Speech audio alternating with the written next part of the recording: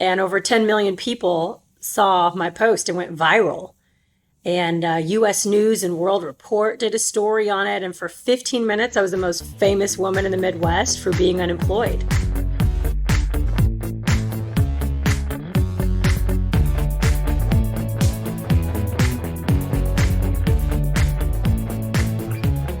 Welcome to The Fi Show, where you get a behind-the-scenes look into financial independence. Here's your host, Cody and Justin. Hello, everyone, and welcome back to The Fi Show. Today, we're going to have Jennifer Magley, a former professional athlete, coach, and current motivational speaker. But before we kind of tease the episode, let's check in with the co-host, Cody. What's going on, man? Well, I actually had a pretty cool first this past weekend. So on Saturday, there was this, and this sounds super fancy, there was this yacht cruise thing that I went on. So basically, long story short, my friend's dad owns this yacht, and he basically hosts huge parties on it. It's $35. We got to go around. They had food. They had drinks on the yacht. It was amazing, dude. Like, it was during sunset, and it was just right out of Boston Harbor at the Rose Wharf, and it was about 3 hours long in total, and totally would do it again. It was one of the most awesome firsts that I've had in terms of, like, experiences and parties, especially somewhere that's so close. I'd never heard about it before. Then kind of the rest of the week and weekend, it's been raining like absolute crazy. I know you've been over in California, but man, literally every single day has been rain. Whether it's raining all day, there's been thunderstorms, there's been rain for half the day. It's relentless. And there's like flooding, and we had like 3 inches of water in the basement. Whole bunch of different stuff. I'm hoping that it slows down a bit soon. But Justin, what's going on in your life, man? Well, definitely jealous of that yacht cruise. That sounds like a great value. Not jealous of that weather, though. Like you said, I am out in California.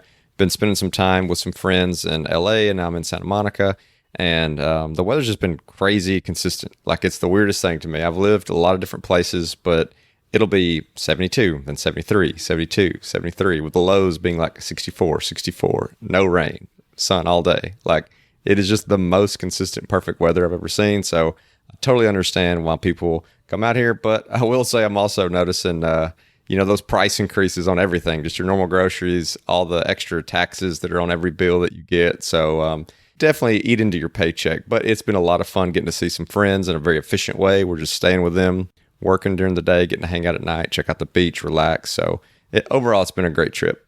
But that's enough about us. Let's take a quick moment for our partner. Keeping track of your net worth is one of the most important things you can do on your journey to financial independence.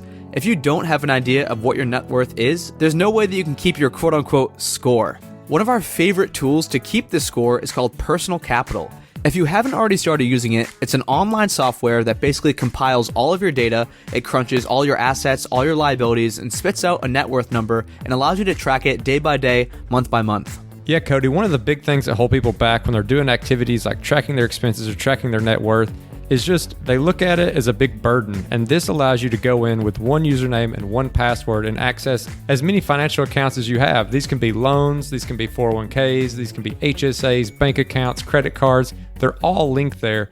The other thing I really like about Personal Capital is it's very investing focused. So you can go in there and look at your allocation across your entire portfolio. So you don't just look at your allocation in one type of account, but your allocation as a person completely. And if you want to use the same tool that me and Cody use to track our net worth, which is completely free, you can do so at thefishow.com/PC. That's thefishow.com/PC.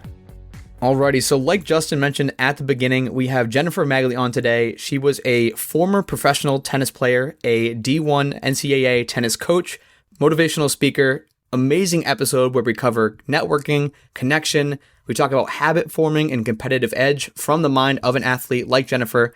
We talk about resiliency. We talk about, what happens and how do you prepare for if you're going to lose your job, and a whole lot more in this episode. And if while you're listening to the show, you want to go and check out any of the links or notes, you can do that at thefishow.com/Jennifer. That's thefishow.com/JENNIFER. And with that, let's welcome Jennifer to the show. I wasn't trained to connect with people. I was trained to compete. And ideally, not just to compete, but to dominate. And that doesn't necessarily translate into the real world or the social world the way that you'd think. So that was, racing to press the down button on an elevator is not going to win you any friends at work. Especially when they don't know you're racing. That's a problem. So yeah, my upbringing, it just really was all about competition and, frankly, achievement. That was a big deal. And I know for a lot of athletes, this starts like really young, like this very intense training around the clock, around the calendar year. What kind of age and what kind of time commitments did, when did it start really ramping up? It didn't occur to me until recently that I might have a little bit of OCD. And the way that looks in sports is something about having a unique drive, right? So when I was born, the first thing my father said to me was, "Can you say Wimbledon?" Which was like no lie. That was exactly what he said. Never quite made it there, but it was everything, was around giving your best effort. It wasn't about the birthday parties or the birthday cake. It was about, okay, can I get another tournament in this weekend and how can we do? So it was, that was my childhood, was being on the tennis court essentially. I mean, my mom helped balance that with dancing and all the other things that we did with theater, but it really was about achievement. It was all about achievement. Not a lot of balance, a lot of blending. Your dad was an NBA basketball player, though, right? And you ended up... Yeah. Tennis? How? Yeah, I'd talk so much when he used to take me to the courts, to the park, to play basketball there, and just wouldn't stop talking. So he gave me an old racket and some balls and said, go over there and hit on the wall. Come back when you got 10. And that's how I started, was hitting on a wall by myself, just entertaining myself. Little did I know it would take me so far. And what's a little peek behind the curtain for, a young person getting into competitive tennis? So, I know you have like the AAU basketball team, travel teams, a lot of travel baseball. What's it like in the tennis realm? Yeah, I'd say, a lot of people ask me, oh, should I put my daughter in tennis? And I say, yeah, only if you want to spend all your money. I mean, that's just the fact of the matter. Tennis is the only sport where money changes hands, tennis and golf. So anytime, little Jill doesn't like her tennis coach when she's 5, she can fire him or fire her. And so it's a different kind of sport. Every other sport, you're trying to impress the coach. In tennis, you're really trying to pick the best coach. It's all about the best. So I would say to somebody who has that question, consider volleyball. It's a great sport. You can't beat the uniforms. It's still a team sport. Some overhead motion, just like tennis. But I'd say, hey, check volleyball out. And I've heard you, I don't remember what podcast it was, but I did my research and I listened to a bunch. You said you had to learn how to be likable. And, yeah. For those people who do struggle with that, they don't have to be a competitive athlete, because I'm guessing that's a really small subset of our listeners. But I'm sure there are people that struggle to make friends, to be likable, to connect with people. What were those things that you actually did to, become a more likable person? It's funny. I think that a lot of people think that likability is like being pretty. Like you're just born with it, right? You just came into this world and everyone adored you. And yeah, there are some people that are high I, as they call them, that are in everyone's weddings. But I actually believe that likability is a skill. And when we approach it as a skill, then we realize it's something that we can develop. So for me, I did that by getting out of my comfort zone and getting into direct sales.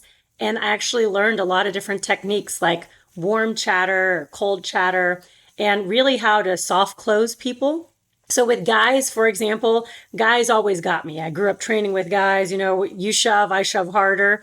And then afterwards we go get a root beer because we're underage. Right? but with women, and learning to become likable, and in that way I had to read a lot of books.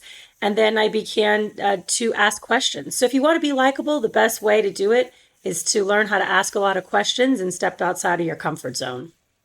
And you just mentioned kind of a profession other than professional tennis. What is that like when you kind of realize maybe you're wrapping up your professional career as a tennis player, as an athlete, and then you're going to start looking into something that doesn't involve tennis? Yeah, it's the worst. It is like being like a child star that never really quite made it. And then the rest of your life, you're watching your little peers succeed. I have memories of being in my 20s and feeling like the ultimate failure. I'm walking into like a Nike outlet, and I see a girl who's on the wall, that has her like own shoe now. And I can't even afford, the shoe on the rack. That's like 20% off. And of course it's in the men's section because I got such big feet. But it really is the worst transitioning from a lifelong dream to who you are today. I'll put it to you like this. I will have to live like, 22 more years. And then I'll finally be at the point of I've not played tennis for as long as I played tennis. So that's how long it's going to take to have some more life experiences that weren't on the court. So you're ragging on tennis a bit. You're like, I'm not likable. I'm so competitive. I'm never going to have the same amount of pleasure from my day job as I will in professional tennis. But it can't be all bad. Like, I'm sure there's some valuable things, lessons, skills that you learn, like playing professional sports. I mean, things that come to mind, you say competition might be a bad thing, but it could be a great thing in sales or like habit forming, for example. Some people suck at, exercising, eating right, just because they haven't like gone through that routine of like doing something that, it might suck every single day, but if you keep doing it over and over again, you're going to have a positive result. So I'm kind of curious to hear the other side. You've been ragging on tennis a bit. What are some of the positive things you learned? I'm ragging on tennis because tennis has been ragging on me. I guess there's a lot of positives. And, I jokingly say, don't put your kid in tennis unless you want to spend all your money. But that's with the baseline that you want to be number one in the world and that you believe you can be number one in the world. So you're already crazy from the first point. But if you're thinking, gosh, I want to put my daughter or my son in something, then you're going to say 80% of the CEOs that are women, they're former student athletes. And there's a reason because of that. It's because it does require a unique kind of commitment. I think it does have a lot of discipline comes from it, but I also think you can get that from other things too. So I think a lot of times we glorify sports for being so special because we see what people are doing, but we don't always see that Juilliard, trained musician, or we don't see the best teacher in the world and they're not getting recognized. So I actually think that sometimes with sports, we kind of overvalue what it takes to be great because it's actually physically painful. One thing I was wondering about as I was reading your backstory and reading all the places you've been throughout your life is the coaching aspect. Like when you become, the youngest Division I head coach, because I think about somebody like Bill Belichick, right? All these coaches who are like awesome coaches, but they weren't notable athletes, probably not even good athletes. And sometimes these amazing athletes struggle to coach others because it's like they want to just jump in the other person's body and do it for them, but they can't. They got to learn to coach. So what was that like for you coaching at Florida Gulf Coast, which, by the way, it looks like you were there during the Dunk City reign? Oh yeah, I was. I used to come out of the locker room because that's where our balls were, and all the press was there. And every day I would hear a collective, "Oh." I would like just the women's tennis coach. And I was like, don't worry, guys, I'm not excited about me either. But yeah, coaching was challenging for me because just like you said, Justin, so many things that I thought would be obvious for the level. I was number one in college tennis, which is like an achievement. I didn't see it as an achievement at the time. I thought it was like number one failure for not being on the tour. It's like the best of the worst in my head at that time. But coaching was challenging. And for me, love was a lot of discipline and pushing, because that's how I received love. And my dad is hysterical. My parents are so funny. And, on the scale of tennis parents, they're the best you could hope for. But I will say that when you've got a group of young women and that's your love language is discipline in college, probably not their love language.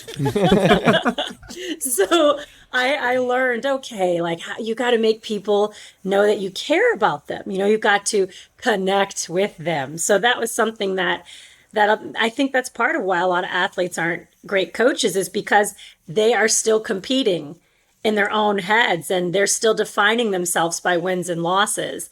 So it takes somebody who can connect. Like you say, like Belichick, all these coaches, they're connecting with their players. They're not competing with them because they're like, hey, I can't win a race, but let's help you get there. So I have a lot of respect for people that didn't play the game or any sport and they figure it out. I think that's pretty awesome.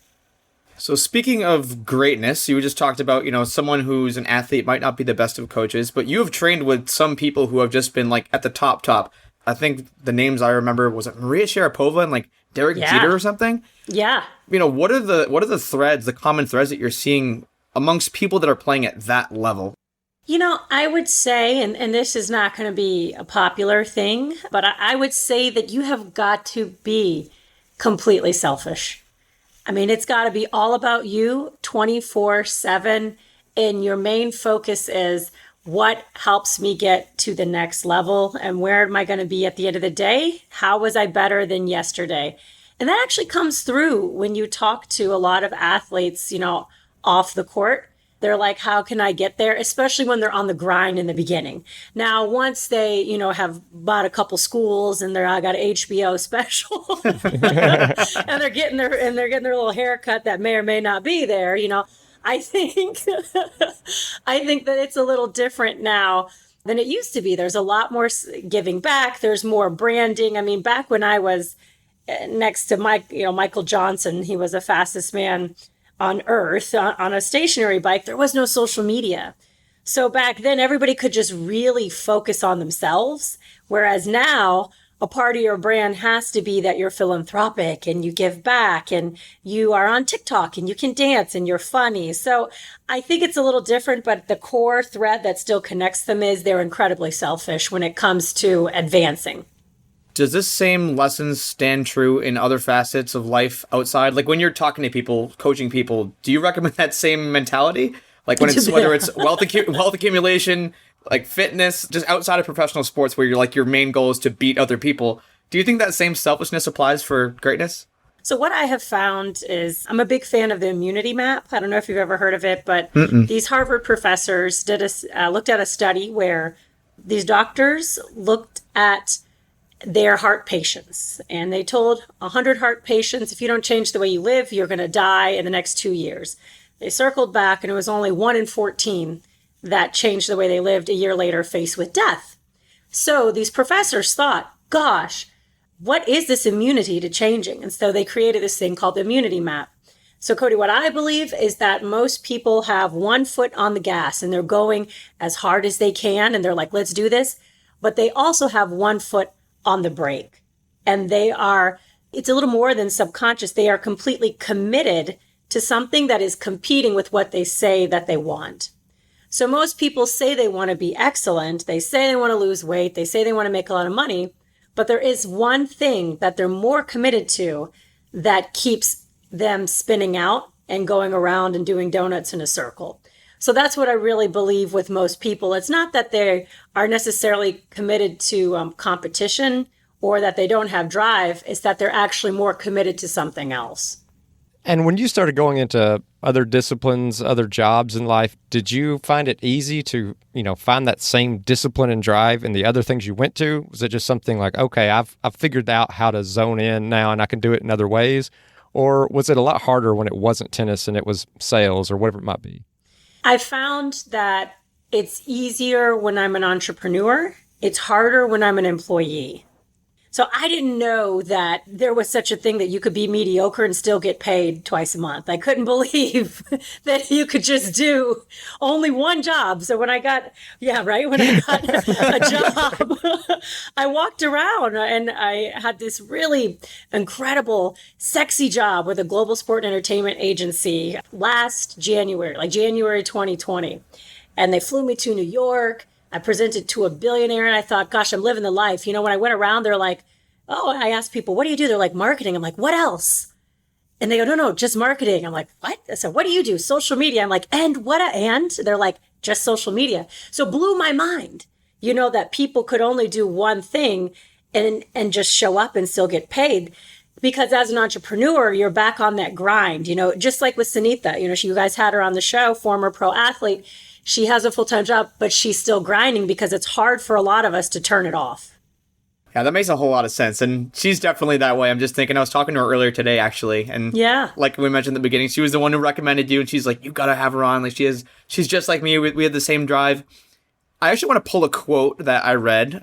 You said, I'm unstoppable when I know what I want and why. My question is, how do you find out what you want? Like, how do you actually find that thing to be unstoppable toward? Because you just kind of talked about this relentless drive, this relentless energy that you have. But how do you kind of know where to guide that energy? Because for all we know, it could be in the complete wrong direction.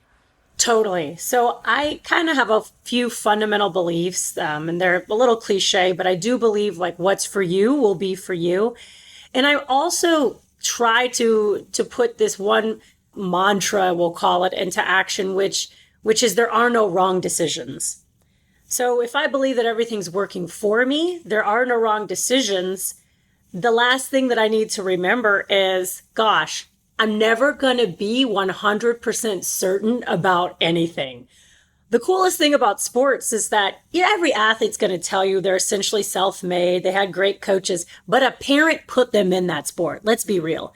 A parent put that racket or the sneakers or a ball into their hands and said, let's go. And they had some way of being consistent. Choosing what you want to do post sports is hard because you own that decision. So I would say that if you don't know what to be passionate about, 30% is good enough because you're not going to be 100% certain about hardly anything. I mean, did you even know what you want to eat for breakfast? Like it's so uncommon, and we all stress out, right? Because we're like, I should be farther along, and we compare ourselves to the way, where we thought we'd be, or I should be more passionate about my work. No, maybe sometimes work is just work, and that's your side hustle to do something that you enjoy more of. So I'm one of those people that believes in just doing something that you enjoy, and it doesn't have to be your lifelong pursuit, kind of taking some pressure off of that decision. And the other half of that quote was talking about why. You just talked about what you wanted, but why you want it. And to me, that seems like that'd be a great connector for figuring out how to make sure you get that foot off the brake, as you mentioned earlier, and you're only on the gas when you dig into that root of why. Do you have any kind of thoughts around that and how important it is to figure out truly what your why is?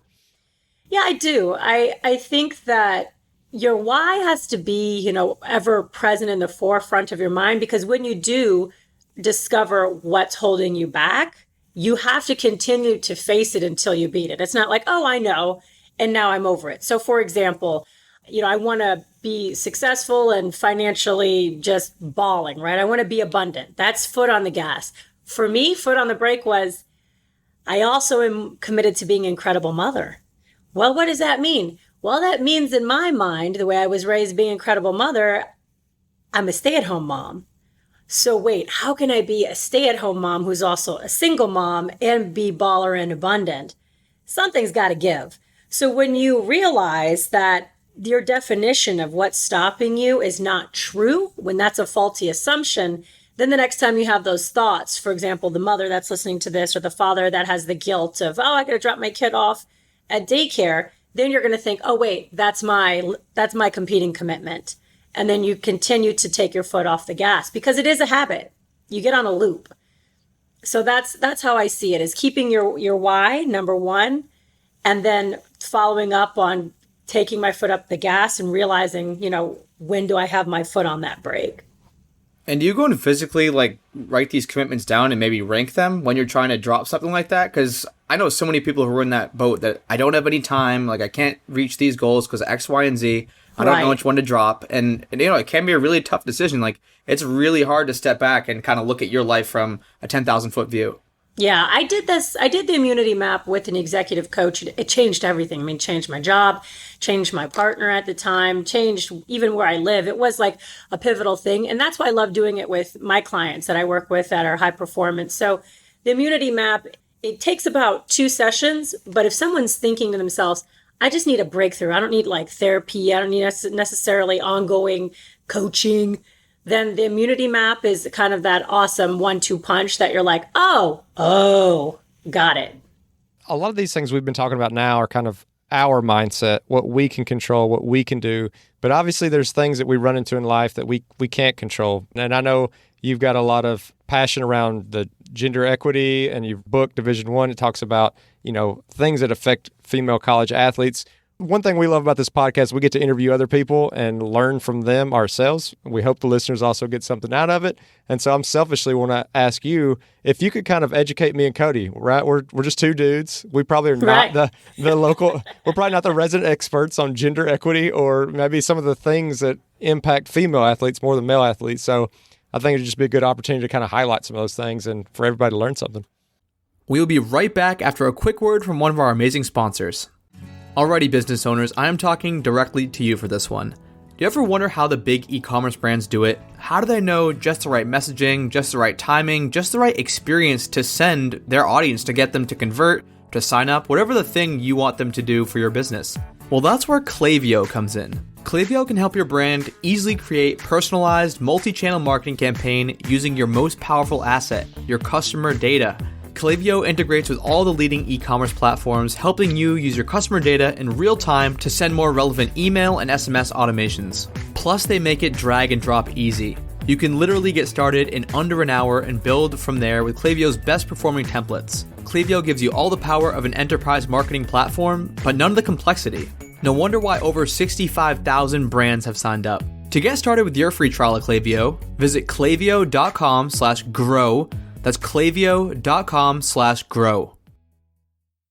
Yeah, I don't know the most recent stats, but I do know that I live in the second worst state for pay equity, and that is Indiana in the country. So it's something like for every dollar that my father makes, for every dollar that my husband makes, they're both white men. Cute. They're both QWHITE. I call them white. For every dollar a white man makes, a woman is making something around 79. And then, a woman of color is making, I think it was around like 54 cents. That might be the national average. So it's literally one of those things where, when I was a single independent mom, based on the stats, I'd have to work 3 jobs just to make ends meet. And so that's kind of where when you stop and you look at America and you stop and you look at the system, you realize that it actually is a system. So how do you overcome a race where the starting line is not the same and the finish line is different and there's obstacles in the way? I believe one of the ways we do that, kind of bringing it back to the beginning, is connection.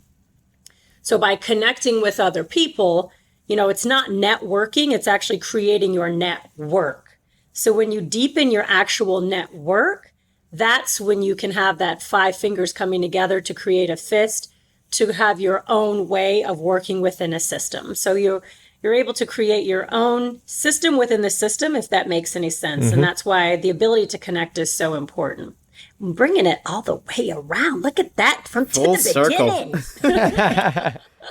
How did you actually start networking though? Like once you got out of professional tennis, like were you just hitting people up on like LinkedIn, Facebook, Twitter, like, hey, let's connect, you're a like-minded person? Ooh-wee. So back when I was coaching, I had a life change and I was kind of down when I was coaching tennis at FGCU. And I saw this woman getting her nails done. And I looked out in the parking lot and she was driving a pink Cadillac. And I was like, wait a minute, she's either a pimp or this little tiny blonde woman, or she's with Mary Kay. I need to know, because who rolls around in a pink Cadillac? So I went up to her and I said, what is the deal? Basically, is your badassery contagious? Which is something I've said before. And from there, I had the opportunity and I just jumped full in and became a beauty consultant, which was like, I had never even worn makeup. I had never, nothing. I never put makeup on dolls growing up, but I got to a point where I could sell around $3,000 worth of mascara in an hour. And that's because they taught me how to be likable. So that's what taught me how to connect with people and have those soft skills to get them to open up and connect deeper with you within just a few seconds. I mean, standing in line, how can you open them up that quickly so that they feel comfortable enough to open their home to you and their friend network? That's the kind of training I received. Yeah, and I think what you just talked about there is this great example of sometimes you can't just tell somebody, hey, this is exactly when you're going to have the opportunity to make a connection that's going to benefit you, whether it be professionally, monetarily, or just like from a relationship. But you got to be ready for it. You got to be like, hey, when I see an opportunity, like when you see that pink Cadillac in the parking lot, that you're going to go up and speak to them. When you hear somebody talking about, a business opportunity, you go up and speak to them. Because I think a lot of people just see these opportunities kind of walk in front of them and they haven't mentally prepared that they're going to be willing to jump in and make that connection. Yeah, people love to talk about themselves. You guys are on this podcast, it. Like, people are so happy to say yes and come and talk about themselves. So what I try to do is provide that opportunity for other people. And there's wonderful books out there that help with that. I'm a big believer in scripts and having questions already. So for example, what's it like to be you today? That's a question you probably never get asked, right? No. Or, Correct. yeah. I mean, I'd be in line with you. I'd be like, oh my gosh, I'm burnt out. So Cody, we're in line. It's outside. We're waiting on a concert. I see you're sweating. We both kind of laugh. It's awkward. What am I going to say to open things up? I'll be like, yeah, pretty hot out here. What's it like to be you today? And you're going to be like, yeah, you're going to, and then you're going to start talking. You're going to laugh, and then you're going to immediately open up. Another book that's great with these kinds of concepts is Chris Voss wrote a book. He's a former FBI hostage negotiator. It's called Never Split the Difference. It's incredible. I highly recommend that book. A More Beautiful Question, Warren Berger. There's a lot that are out there. If people are like, how do I get this going? Those are great places to start. So I guess I want to preface my next question with just a quick yes or no question. Are you a preparer? Ooh. Yes. Okay, Question the reason mark? I asked that, and I heard this in another interview you did, why do you think Lil Wayne is so successful in the booth, if that was the answer to that question I just asked? Because he's sipping on the syrup. He's out of his mind. There we go. I mean, if I got to stay ready, if you stay ready, you don't have to get ready. So maybe that's why he can freestyle, is because he's got performances enhanced. Yeah, I think you've got to be prepared, but being prepared allows you to freestyle. You're able to just go with the flow and not be so stringent. As a person who has undiagnosed OCD, like very mild, I would say find a lot of comfort in routine. And I can't let my routine become my God, because literally, like, I got to do my routine, got to get my tube socks. If you've seen Rain Man, got to get my tube socks, got to get my tube. Or The Accountant, I'm like, I got to finish. That's me. So when I say, okay, like, stop the madness, just relax and go with the flow, it always helps. This is kind of changing subjects a little bit, changing directions a little bit, but a lot of this, when you're getting ready for tennis, a lot of your career, it's got to be very you focused. It's got to be you're driving yourself. And I know you talked about, like, okay, how to make connections and how to be nice to people, but that seemed like that's more from a way to be professional and to make friends. But then at some point, it looks like you also start getting really passionate about giving back, like community work, fundraising. Where did that come from? Or was that always there? I always had the intention to serve and give back. And I think that the ability to raise money, the ability to sell out an event, or to even, get everybody to come to your birthday party, they all have one thing in common, and that's mobilizing people. If you can mobilize someone to do something, then that's where you're powerful. The whole intention of connecting with them, whether it's to sell your product or to get them to buy into even investing in themselves, has to do with mobilizing them, not controlling their behavior, not even necessarily persuading their behavior, but getting them to the point that it's their idea. So I used to try and do experiments. For example, when I did one great experiment, which was I became a server for 6 months. And I used to do all kind of crazy things, like see if I could get people to order particular things on the menu. Just like, okay, what language do I have to use to be able to do that? So I think those kinds of skills applied with the intention of community is really where you see a lot of people that have a lot of success in that area. And you think, oh gosh, they're so dynamic.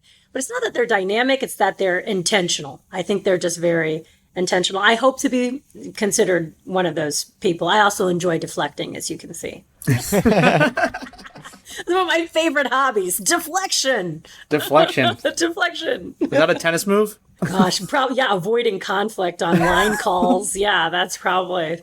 So you kind of went on a string of different entrepreneurial activities. I feel like we haven't even dove into anything career-wise. It's been mostly mindset, which I wanted to talk to you about a ton. What were some of those early ventures? I know we just mentioned that the beauty consultant, but you had a lot of them as I looked through your resume. So, yes, I was a beauty consultant. It was a home-based business for a number of years. Then I owned a business where you could go to 40 different gyms. It was kind of like ClassPass. Have you ever heard of ClassPass? Mm-hmm. It was similar to that for my state. And I had a lot of success with that. It was a lot of fun and ended up having partnerships that I was proud of. One, most notably, was with the Indianapolis Colts. And it's pretty cool seeing your logo up the big screen and having seats on the field. I felt so bossy and large and in charge. And then, I was involved with a lot of nonprofits and raised money with different ideas and ventures. So I've had a career where sales and grit have been the number one thing. It's just like, okay, how, what does it take? That's the thing I've always been fascinated with. So your life between being, an athlete, professional athlete, and an entrepreneur, those are actually two things that are obviously not common on the professional athlete standpoint, but on the entrepreneur side as well. Like most people aren't entrepreneurs. And when you think about your kids, do you think you will try to direct them one way or the other? I mean, obviously, it's like I said, it's more common to not be an entrepreneur. Now, with your experience doing it and with the sports, like how do you manage that with the way you think you'll push your kids? Yeah, every day before they get out of the car going to school, they say, I'm a great man of fortune, faith, gratitude, and joy. And they have all these other things they say. And I won't know, until like 20, 30 years from now if they're going to love that or hate me. I don't know if that was a good thing to do or not. And I just would encourage them, either way. I think that as a person who has had their own business and then done a reverse leap back into being an employee during the pandemic or right before the pandemic, I would just say that there's no stability in either. The trick is that we believe that we're so stable with our job until you get laid off, until you get fired, until you get that email at 9:00 p.m. again, when you've said, please don't email me. So I think that it's one of those things that we have told ourselves a lie, and that is having a job is stability. And it's not. I mean, that job I told you about earlier, what was the sexy job? I'm presenting and doing all those glossy things, and 84 days later, I'm laid off. I don't know if you heard about this, but I posted on LinkedIn, and over 10 million people saw my post. It went viral. And U.S. News and World Report did a story on it. And for 15 minutes, I was the most famous woman in the Midwest for being unemployed, which was not on my goal list. So, the fortunate thing about it was that I was able to get a new job from that post. But more importantly, I was able to connect with people, and they shared their incredible stories too. So it's one of those things where I tell my kids, like, hey, you might have it all, but blink that eye and everything could be gone either way, whether you are an entrepreneur or your employee. But if you never made that LinkedIn post, which I saw, in the support was just incredible. I mean, there were thousands of comments, and you said like millions of people that saw it. But if you never made that post in the first place and you weren't so raw and exposed, like you were being so real about how it felt, and you felt you're in this awesome, stable job, and then kind of just the rug got swept out from under you in the middle of the night. And now I don't even know how many job offers you got from that, but probably quite a few. Yeah. I wanted to throw up after I posted it. I was just like, I felt like one of the Simpsons characters, when they're ill or had too much beer or something. But yeah, I just felt absolutely sick. And that kind of transparency is really hard, especially when you're selling yourself as being this person who has the answers or is here to support you in finding the answer. I think it's hard to say, you know what, I'm broke, guys. And this is pretty busted. Because I'll tell you this, if you got a huge network of people, I have like maybe 11,000 connections now on LinkedIn. It's still a weak network if you don't share your need. If you don't ask your network to do anything, ask them to connect you, in personal messages, ask them to support you or recommend you or keep you top of mind. What's the point of having all these connections? So I think that, we have a stigma in our country, which is it's better to give than to receive. But I believe that in the law of reciprocity, that when you open your hand to give, your hand is also open to receive. And there is an honor in receiving.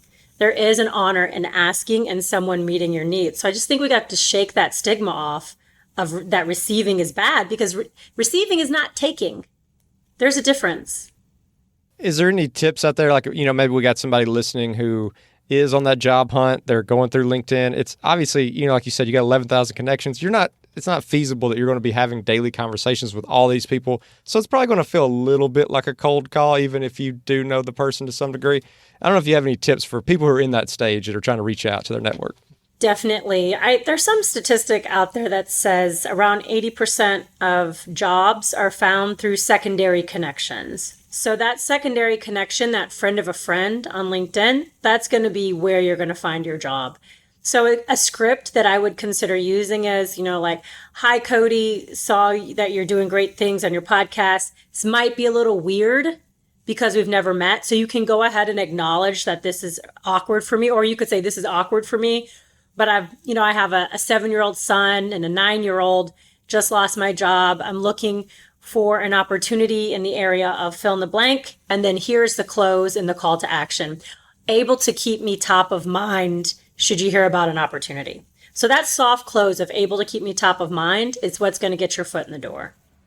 So I love that for, getting a job and kind of connections that you don't really know. I'm curious because you're all about kind of keeping those connections and fostering those connections.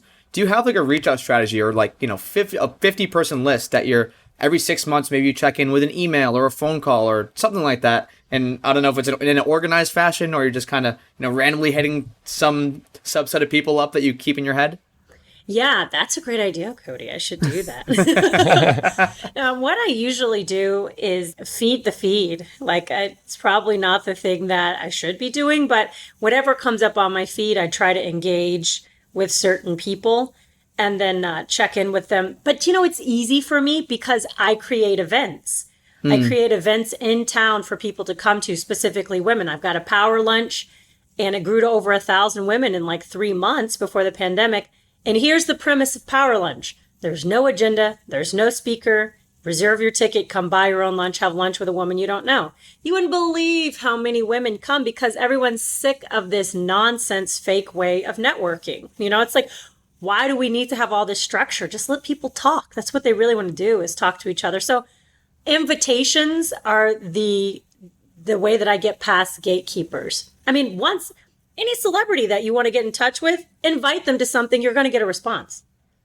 Everybody just wants to be invited. They're not going to come, and you want them to keep rejecting you. The more they reject you, the more they're going to say yes in the future. Go to Belichick. It's like that team's not going to win the more they lose to the teams they always beat, right? So it's the same thing in sales. Like, you're not always going to tell me no. Statistically, it's impossible. So I'm just going to keep inviting you to things.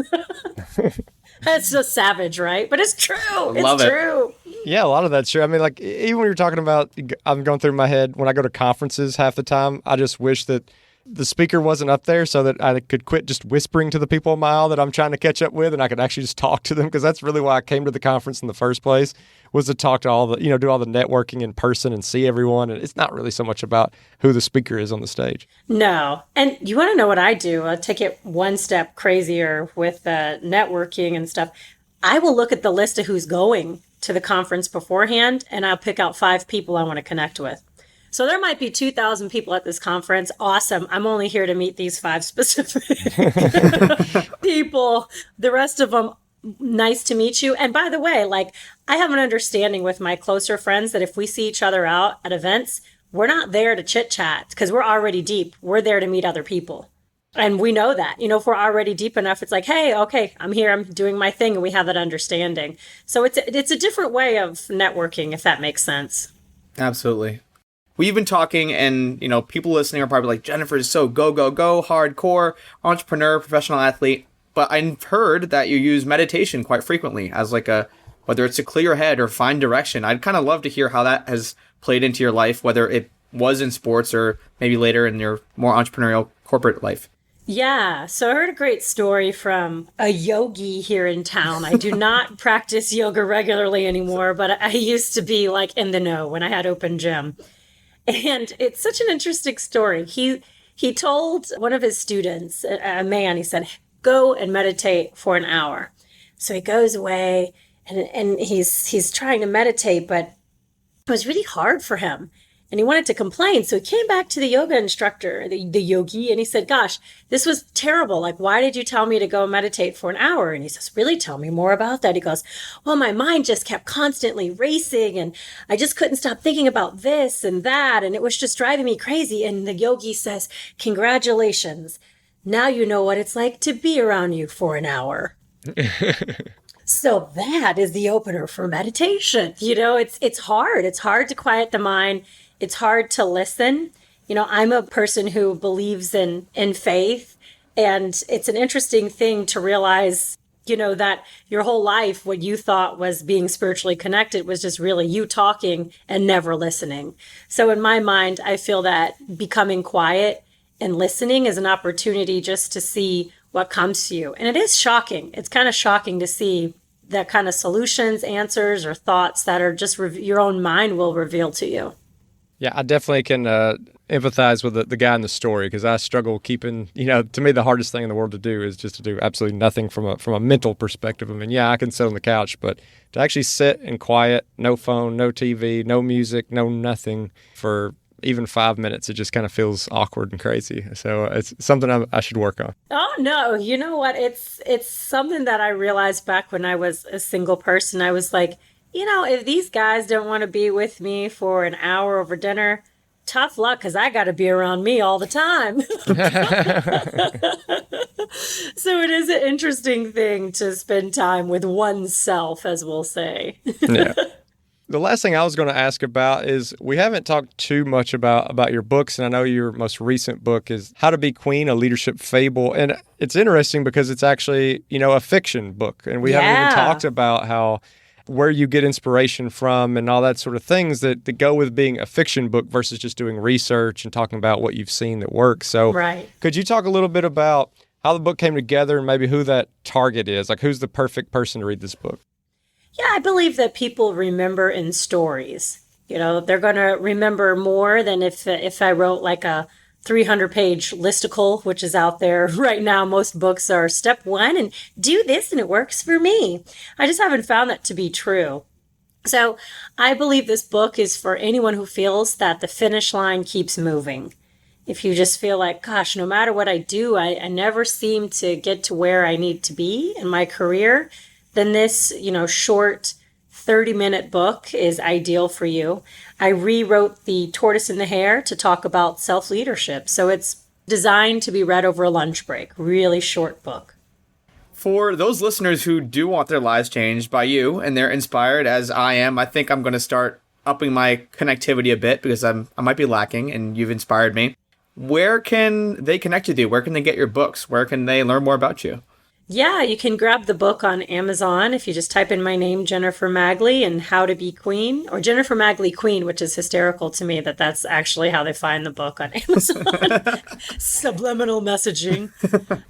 And then I'm very active on LinkedIn. I'm one of these people that's actually my platform. How many people do you ever hear say that LinkedIn is their platform? Everyone's on Instagram and Twitter, but LinkedIn is my place. Do you know why? It's because there's less trolls.